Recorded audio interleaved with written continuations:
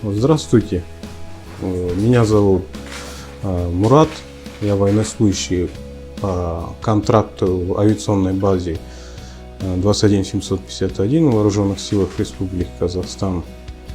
В данный момент я приобрел дом по военной тематике через Жилстройбанк, чем я доволен и семья довольна. Это первый этаж, как говорится, вот родительская комната, вот мои родители, 2 кровати, вот самое главное телевизор, все есть. Сейчас как переехали, интернет подключен, телевизор, каналы, вот. Здесь, чтобы родителям было удобно, туалет, ванна, вот туалет, ванна, действительно для родителей на первом этаже. Газовое отопление, горячая вода. Это я сам подключил, да. Соответственно, надо постараться деньги выделить. Вот это кухня. Кухню как-то мы... Это была раньше зал, по себе... Каждый человек под себя подстраивает. Вот, например, я сделал зал. Семья большая, вот стол. В будущем, надеюсь, все, мебель еще приобрету. Вот кухню, вот как-то все обустроились. Дом хороший. Так, я, как и все вы, вначале у нас было, как за аренду жилья нам выплачивалось. Мы жили, снимали квартиру, половину брали, половину на руки, половину это все было. Но потом Жилстройбанк, когда приехал и сказал, что есть возможность открыть депозит и копить. Если хотите копить, можете половину взять. Так как мне вот сейчас в данный момент 40 лет, мне надо было уже думать о будущем, я должен был взять дом, квартиру. И я сразу, как депозит открыли, я с того момента, это, по-моему, в 2016 году, где-то в начале января это началось. И считайте, вот, не 16, даже конец 17-18 года, я за 2 года где-то собрал, у меня состав семьи 5 человек, у нас 3 детей, жена, я, супруга. Я собрал около 3 миллионов. Было время, когда вот первый поток, когда вот выдавали жилищные вот эти деньги на жилье, там пошел шум, давайте, и все это, пока я дом выбрал, в итоге я не успел. Да, был шум, была очередь, я помню, Жилстройбанк. Да, были недовольствия. Я не успел взять, и вот потом думаю, как будет это. Потом мне пришло сообщение. Сообщение пришло. После сообщения позвонили, сотрудник Жилстройбанка, поговорили, вы, говорит, вам одобрено. Я говорю, могу взять. Да, говорит, вы сейчас можете взять дом. У вас полгода, это 6 месяцев. За 6 месяцев найти дом, я думаю, возможно. За 6 месяцев. Потом начался коронавирус, сложности свои тоже появились. Там то есть все, у каждого бывают такие недостатки. Как-то я Жилстройбанк позвонил, вы можете продлить, если хотите, можете продлить это без проблем. Они все мне объяснили. Мне звонили почти каждые 10-15 дней. Вы будете оформлять? Я говорю, да, мы сейчас ищем, соответственно, жилище для себя, чтобы нам... я хочу сказать, что я живу, у меня помимо 3 детей и супруги, со мной живет отец, мать, как и бы я кормилец. И вот мне нужен был хороший большой дом. Через другой банк у меня не было возможности. Я пришел в Жилстройбанк, и да, говорили, что должны у вас 15%. У меня было 3 миллиона накопления. Так как за 5 это я за 2 с чем-то года я забрал. И я сказал, что у меня дом 17 миллионов. Хотя мне говорили, вам одобрят, там, если вот это, года посчитали, там 12 миллионов. Нет, я пришел сотруднику банка и сказал, вот такой-то дом, год указал, сказал сумму. Мне поговорили, вы, говорит, не переживайте, все одобрим. Мне как-то приятно было, потому что я за 14 миллионов данных, это не секрет, уже такой дом, большой домик и квартиру не возьмешь. Я нашел дом за 17 миллионов, пришел в банк, в принципе, было просто, знаете, очередь была, да, и коронавирус был, и вот, подходишь, говоришь, вот по такому-то вопросу, там же сотрудники банка, охранник. И они там прям стоят и говорят, вот зайдите. Зайдешь, консультацию пройдешь, они тебе документы все сдашь.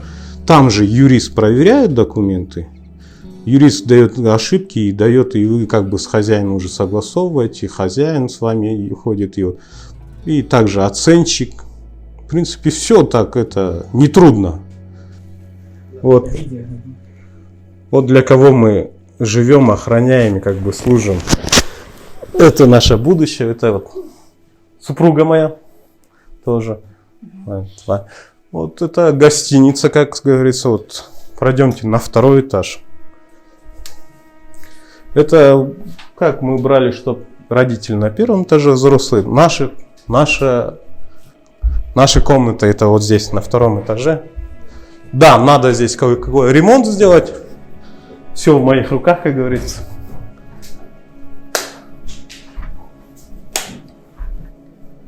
Так. Это у нас комната будет. Ну, здесь зал, как бы это, и как бы рабочая комната для моих детей. Они здесь будут уроки учить онлайн, как сейчас говорится. Сейчас интернет подключим, компьютер поставим. Дети довольны, да? Вот. Давай. Вот. И как любой человек заходит, какая комната, дети выбрали вот эту комнату. Сейчас я сам делаю мебель. Вот. Сыну сделали кровать. 2 сына здесь. Это ихняя комната.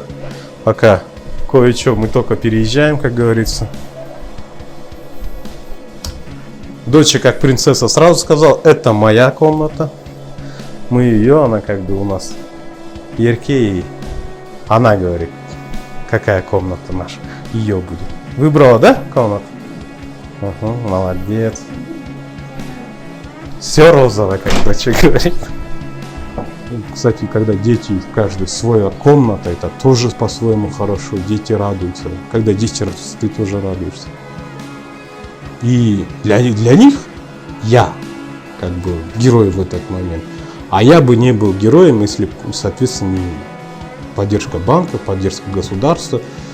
Вот полностью, как говорится, это все государственная программа. Я еще раз говорю, банк государственная программа, и государство, надо верить своему государству.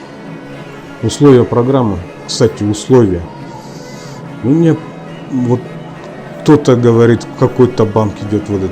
Во-первых, надо верить государственному банку. Во-вторых, процент. Процент это тоже, я так посчитал, переплата по сравнению с другими банками, по сравнению с другими годами, которые до этого были, переплата небольшая. Там. Я когда посмотрел, я вначале не понял, сказал, почему так. Они говорят, это пока я 50% не наберу, по полтысячи суммы, потом договор изменится и будет, соответственно, цена упадет. Это мне даже плюс. А сейчас у меня идет, также я на депозит коплю, также мне каждый год идет премиальный за депозит, там 90-100 тысяч, в зависимости от суммы. Это все также идет. И плюс я ипотеку гашу. В других банках этого нету. Ты, извини, взял, они тебе сверху даже 5 тысяч не накидают. А здесь каждый месяц 3 с чем-то тысяч, это процент идет, я как понял. Потом каждый год еще. Это до 50%. Это хотя бы так. Ну, других банков такого даже нет. Ты взял, своя сумма, вот все и все. Это очень даже хорошая поддержка с государства. Вот, например, я же говорю, в другом банке вам такую премию не дадут. А здесь идет каждый год вам еще премия. Ну, 20%. Это у меня, считайте, я как-то брал 90, потом 120 тысяч. 120 тысяч, это поймите, у меня, например, ну, врать не будем, 160 тысяч я ежемесячно получу. 120 это дают, это, считай, я месяц закрыл. Это уже хорошо. А каждый год у меня будет она увеличиваться. Ну, до 50% это 6 лет. 6 лет и то хорошо. За 6 лет никто не даст. Это, как говорится, даже родственники не дадут. А это государство. Ну, спасибо государству. Все-таки есть. Там некоторые говорят всякое, но верить надо все-таки. Банку, это государству все равно. государство думает хоть как-то. Всем не поможешь, как говорится, но как могут это. Я все равно, я думаю, что это 20% это все равно хорошее помощь. Это мое мнение, чисто мое мнение, как человека военнослужащего, или как вам сказать. Дом взяли. Я вначале думал квартиру. В связи с вот этой пандемией коронавируса я понял, что квартира это не вариант. Тем более, что у меня семья большая, как я говорил, супруга, 3 детей, отец, мать. Я решил взять благоустроенный дом. Взял дом 2 этажа.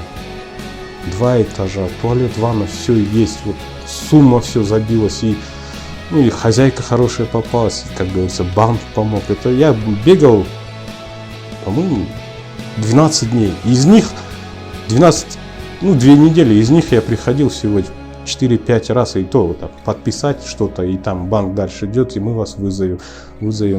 И вот так мы так ходили. А сейчас я вот взял дом. Ну, действительно, дом человека меняет. Дом и планы меняет. И как бы этот человек становится спокойнее. Когда у себя свой дом, все это свое.